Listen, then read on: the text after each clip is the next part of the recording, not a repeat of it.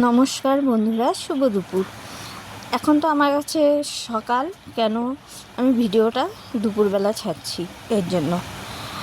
সকালবেলা চা বানিয়ে নিচ্ছি, চা খাবো। এটা তোমাদের দাদাভাইয়ের চা। দাদাভাইকে লাল চা করে দিই, দাদাভাই লাল চাই খায়, আর ওটা দিয়ে আমার জন্য দুধ চা বানিয়ে নিচ্ছি। তো তোমরা সবাই কেমন আছো কমেন্টে জানিও। চা খেয়ে দুপুরে রান্না বসিয়ে দেবো, কেননা আজকে একটু সকাল সকাল করব। কেননা আজকে একটা জিনিস আনতে যাব, শিলিগুড়ি মার্কেটে যাব ভাগ্নিকে নিয়ে একটা রিং লাইট আনতে। কেন রিং লাইট ছাড়া ভিডিও করতে খুবই অসুবিধা হয়। এদিকে রান্না বসিয়ে দিয়েছি, রান্না করে নেব। আর তোমরা সবাই কেমন আছো? আর এই দেখো আমার ঘন্ট হয়ে গেছে, এদিকে বাসনগুলোও মেজে নিচ্ছি। তো তোমরা সবাই একটু আমাকে ভালোবাসা দিও, পাশে থেকো, লাইক কমেন্ট শেয়ার করো, এটুকুই বলবো।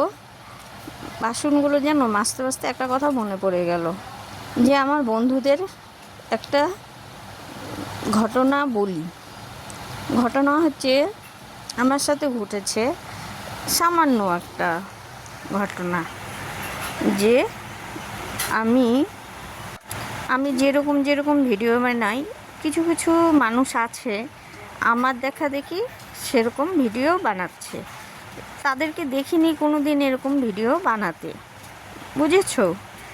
এখন আমি ভাবি, যাক, আমাকে দেখে অন্তত ভিডিও বানানোর আইডিয়াটা তো এলো মাথায়, তাই না?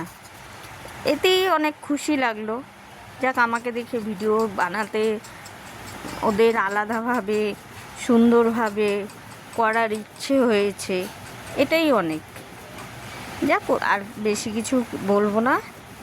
এই যে মশলা বেটে নিচ্ছি, পাটার মধ্যে মশলা, জানো, পাটার মধ্যে বেটে খেলে খুবই স্বাদ লাগে। আমার মিক্সিটা তোমার দাদাভাই ঠিক করে এনে দিয়েছে, ঠিক হয়ে গেছে। তা আমি ভাবলাম পাটাই করে নিই মশলাটা, মিক্সিতে করব, পাটাই বেটে নিই। পাটার মশলার তরকারি খেতে স্বাদই আলাদা হয়।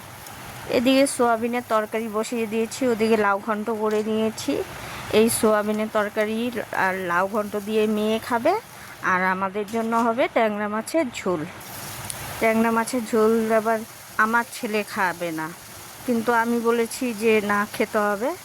এই হলো আমার রান্নার। অনেক ভালো থেকো, টাটা, বাই বাই।